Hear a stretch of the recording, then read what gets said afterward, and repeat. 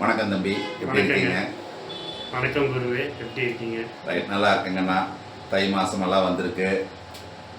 தை மாதத்தில் என்னென்ன மாதிரி நிகழ்வுகள்லாம் இருக்குன்னு கொஞ்சம் சொல்ல முடியுமா? தை மாதமே பொதுவாக ஒரு விசேஷமான மாதம் தான். குறிப்பாக உத்தராயண காலத்துடைய தொடக்கமே இந்த தை மாதம் தான். நம்ம இந்த மார்கழி மாதம் 30 அந்த பெருமானுக்கு உண்டான சேவையெல்லாம் செஞ்சு முடிச்சு அடுத்த தைக்கு வரும்போது நம்மளுடைய ஆரம்பமே ஒரு விவசாயம் சார்ந்து பொங்கல் அது குறிப்பா சூரியன் மகரத்துக்கு போறாரு. தனுசுல இருந்து மகரத்துக்கு சூரியன் போற இந்த காலகட்டம் காலபுருஷனுக்கு 10வது வீட்டுக்கு சூரியன் போகும்போது உழைப்பவர்களுக்கு தொழில் பாவம் இதெல்லாமே பெருகும்னு சொல்லுவாங்க. மேற்கொண்டு என்னென்ன சிறப்புகள் தை மாசத்துல இருக்கு நீங்க கொஞ்சம் சொல்லுங்க. ரைட், நல்லது கண்ணா. தை மாசம் பார்த்தீங்கன்னா சூரியன் மகரத்துல சஞ்சரிக்கக்கூடிய ஒரு காலகட்டம். ஸோ உற்பத்திக்காரகன் அப்படின்னு பார்க்குறப்ப நம்ம சூரியனும் எடுத்துக்கலாம். நாம உலகத்துக்கு ஒளி கொடுக்கக்கூடியவன் சூரியன். கண்டி ஆச்சுங்களா? ஸோ அதனால் அதே மாதிரி மகர ராசிக்கு அதிபதியானவன் சனி.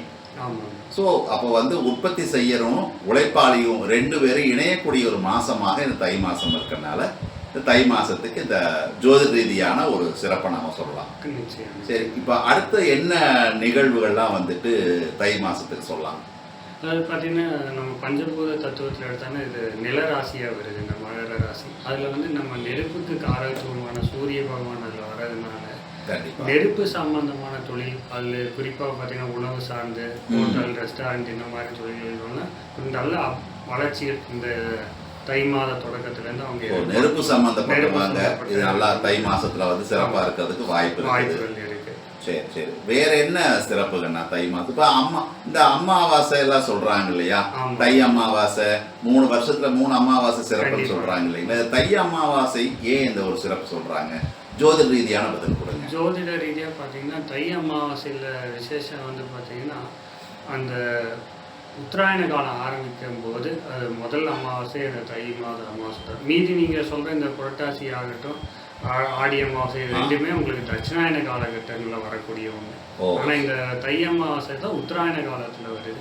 அப்போ இந்த உத்தராயண காலத்தில் பித்ருக்கள் வணங்குறது முதல் கட்டமாக நம்ம எல்லாரும் கடைபிடிக்கணும். ஏன்னா நம்ம முன்னோர்கள் நம்ம வழியில் வந்தவங்கள நம்ம இன்னைக்கும் மறக்கக்கூடாதுங்கிறதுக்காக இந்த தை அமாவாசை நம்ம வழிபடணும் எடுத்துக்கலாம். தை மாதத்துடைய இன்னொரு சிறப்பு பார்த்தீங்கன்னா தைப்பூசம்.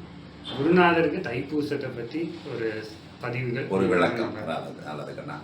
இப்போ தை மாசத்தில் பார்த்தீங்க அப்படின்னீங்கன்னா சூரியன் மகர ராசிக்கு வர்றாரு. பூச நட்சத்திரம் பார்த்தீங்க அப்படின்னீங்கன்னா கடக ராசியில் இருக்கக்கூடிய நட்சத்திரம். சந்திரன் அங்கே வர்றாரு. இப்போ சூரியனும் சந்திரனும் 7ஆம் பார்வையாக பார்க்குறாங்க. இது ஒரு சிறப்பான ஒரு நிகழ்வு. இது முருகனுக்கு ஏன் ஒரு உகந்ததாக வந்திருக்கு அப்படின்னு பார்த்தீங்க அப்படின்னீங்கன்னா தமிழர்களுடைய திருநாள் தான் பொங்கல். தை மாசத்துல வருது உங்களுக்கு. இது அடுத்தது பார்த்தீங்கன்னா மகர ராசி என்பது நிலராசியை குறிக்கக்கூடிய ஒரு இடம், பாவகம் உங்களுக்கு. அது அப்போ தமிழர்களுடைய உழைப்புக்கு முக்கியத்துவம் கொடுத்தவர்கள் தமிழர்கள். அவங்க முருகனைத்தான் வழிபட்டு வந்திருக்காங்க. நம்முடைய பண்டைய நூல்களில் பார்த்தீங்கன்னாலும் சரி, சங்க இலக்கியங்கள் எல்லாம் பார்த்தீங்க அப்படின்னீங்கன்னா முருகனுடைய வழிபாடுகளை பற்றி நிறையா சொல்லியிருப்பாங்க.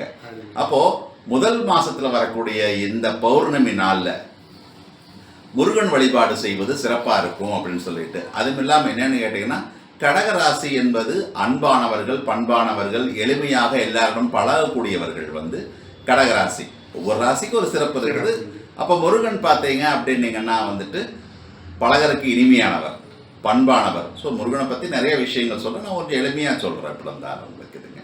ஸோ அதனால் பார்த்தீங்க அப்படின்னீங்கன்னா தமிழர்கள் திருநாளில் இந்த தை மாசத்துல முருகனுக்கு வழிபாடு பண்ணுறது ஒரு சிறப்பாக இருக்கும். அப்படிங்கிறதுனால தைப்பூசம்ங்கிறது ஒரு சிறப்பான ஒரு நிகழ்வாகவும் இருக்கிறது. ரைட், ஓகே, நன்றி, வணக்கம்.